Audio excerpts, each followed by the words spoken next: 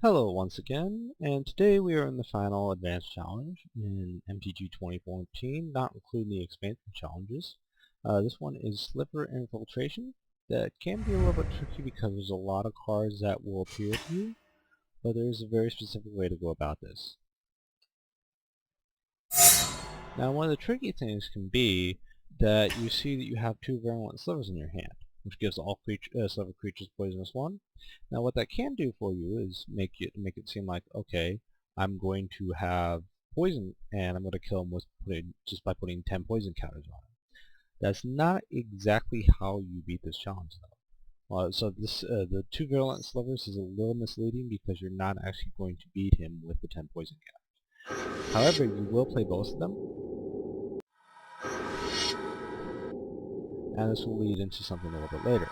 Now what we notice here is that he has one flying creature, which is a Darksteel Gargoyle, and no other way to block flying.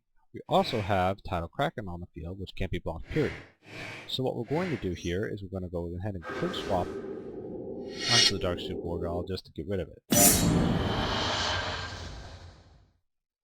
Now we do have Brainstorm as well, so we're going to go ahead and draw 3 cards. We don't want to actually use Culling Daze's ability to draw cards because we're going to need to use it for something else. So here's the card we're going to need, is the Protean Hulk. So we'll go ahead and discard any of these 2 cards. It doesn't really matter which. But if you notice, if you use a Brainstorm and you see the Blythe Colossus, what you might be thinking with this challenge is, okay, I need to put the Blythe Colossus on the field and find some way to infect him, or just find some way to, if you use Holton Sliver and Sliver Cycling, what you'll see is you can give the unblockable creature you have on the field Changeling for a temporary turn, and buff it. Again, you don't have enough mana to win the game in those kind of situations, so you have to go this way and get the Protean Hulk. So we're just going to return 2 of these cards to our hand. We don't need a Tidal Surge. Again, that is also a misleading card if you wanted to try and do poison counters, but it doesn't really matter what we do here. So now that we've got the Protean Hulk in our hand, we're going to play the card by using the Quicksilver Amulet's ability to put our creatures from our hand into the battlefield. So we're going to go ahead and do that with Protean Hulk.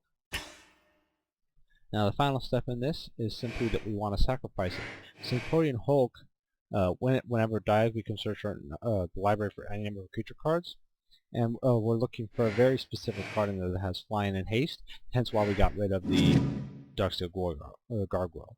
Because we're going to have a 6/6, and then what we're going to pull out is going to end up being an 8/8, which is the 14 damage is going to do enough damage to basically drop him 0. So go ahead and sacrifice this.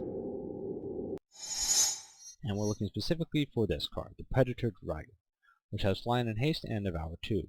So we're going to go ahead and put that on the field, and what you'll notice here is also you can pull out all these Court Ornithopters and Mennonites. It really doesn't matter. The only reason being is because all of these cards have a casting cost of 0.